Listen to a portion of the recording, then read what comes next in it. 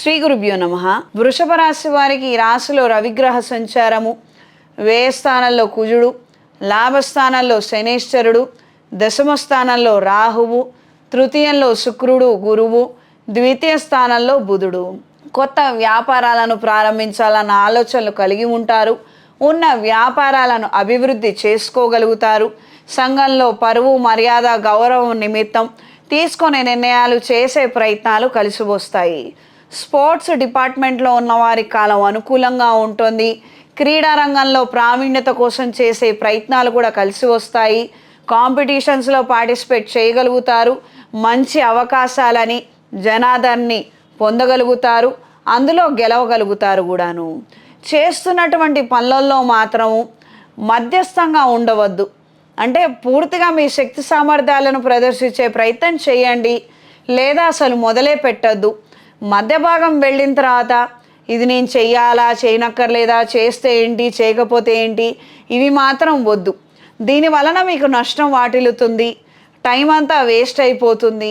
రావాల్సినటువంటి క్రెడిట్ కూడా మీరు చేజార్చుకున్న వాళ్ళు అవుతారు. ఉన్న పేరుతో అన్నా ఉంటే బాగుంటుంది.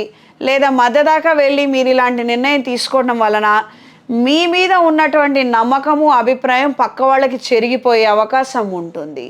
వివాహ ప్రయత్నాలు అనుకూలంగా ఉంటాయి. కేవలం ఒకళ్ళంటే ఒకళ్ళు కాదు కదా ఇంట్లో, ఇద్దరు విషయాలు కూడా కాస్తంత ప్రాధాన్యత ఇవ్వండి. అమ్మగారు వద్దంటున్నారు, నాన్నగారు, అన్నయ్య, తమ్ముడు, మావయ్య, మిగతా వాళ్ళు ఏమంటున్నారు, ఇలా ఆలోచన చేయండి.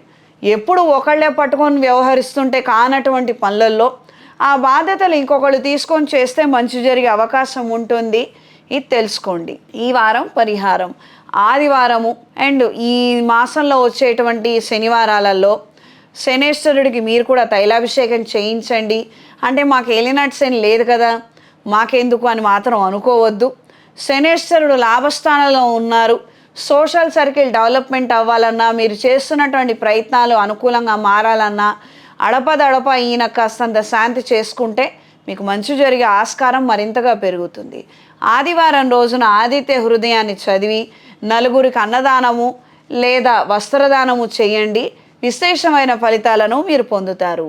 ఈ రాశిలో జన్మించిన స్త్రీలకు కుటుంబ వ్యవహారాలలో మంచి విషయాలనేవి ఏర్పడతాయి. ఓర్పు, నేర్పు, సహనంతో కొన్ని మీరు నెగ్గుకు రాగలుగుతారు. సంతానానికి సంబంధించిన అంశాలు సానుకూలంగా ఉంటాయి. కాస్తంత అవతల వాళ్ళు ఏం చెప్తున్నారు, అందులో మంచి ఏంటి, చెడేంటి, అది మీరు పాటించడం వల్ల మీకు మంచి జరుగుతుందా, చెడు జరుగుతుందా అన్నది తెలుసుకొని మెలగండి. అంత మాత్రమే. ప్రతిదీ విని పాటించాల్సిన అవసరం లేదు.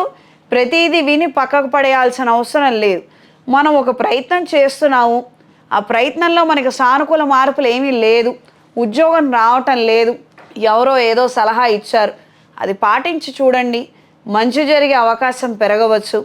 ఈ రాశిలో జన్మించిన వారికి ఈ వారం కలిసొచ్చే రంగు తెలుపు, కలిసొచ్చే దిక్కు పడమర, కలిసొచ్చే సంఖ్య 4.